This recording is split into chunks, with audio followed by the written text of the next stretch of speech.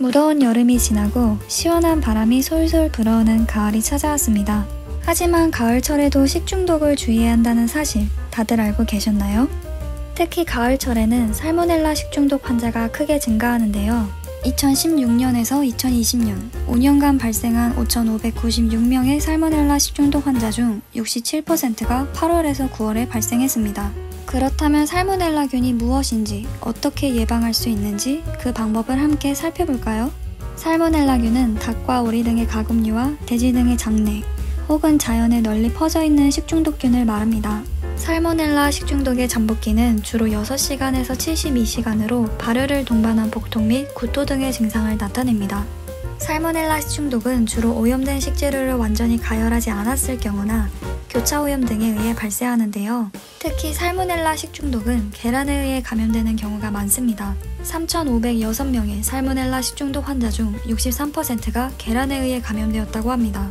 그렇기에 계란이 포함된 복합조리 식품에 대해서는 더욱 주의하셔야 합니다. 가을철 식중독 예방을 위한 실천이 쉬운 식중독 예방법을 살펴볼까요?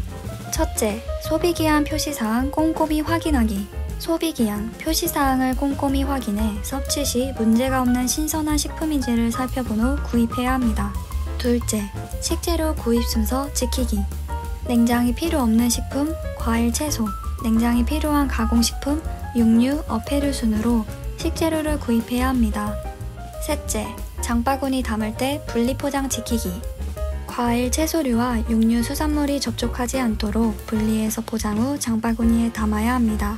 살모넬라균 등의 식중독균은 대체로 냄새나 맛의 변화가 없는 것이 특징인데요. 육안으로 판별하기가 매우 어렵기 때문에 식중독 예방 6대 수칙을 준수해주세요. 첫째, 손 씻기. 계란과 고기 등을 취급한 후엔 반드시 흐르는 물에 30초 이상 손을 깨끗이 씻어야 합니다. 둘째, 익혀 먹기. 셋째, 끓여 먹기. 자연이 널리 퍼진 살모넬라균은 열에 약하므로 가열과 조리로 예방이 가능합니다. 넷째, 세척 소독. 식재료는 깨끗한 흐르는 물로 세척하고 식재료 사용 후에는 싱크대를 세제로 세척한 후 염소계 소독제로 소독해야 합니다. 다섯 번째, 구분 사용. 칼과 도마는 채소용, 육류용, 어류용, 완제품용, 가공식품용으로 구별해 사용해야 합니다. 여섯 번째, 보관 온도. 계란 및 알 가공품, 나물류는 냉장 보관하고 실온에 장시간 방치하지 않도록 합니다. 식중독균 오염을 방지하기 위해서는 조리 후 가능한 한 빨리 섭취하고 남은 음식은 냉장 보관 후 재가열해 섭취하는 것을 잊지 마세요. 일교차가 큰 가을철, 식중독 없는 건강한 식생활을 위해 식품의 구입, 보관, 조리의 전 과정에 더욱 유의해주세요.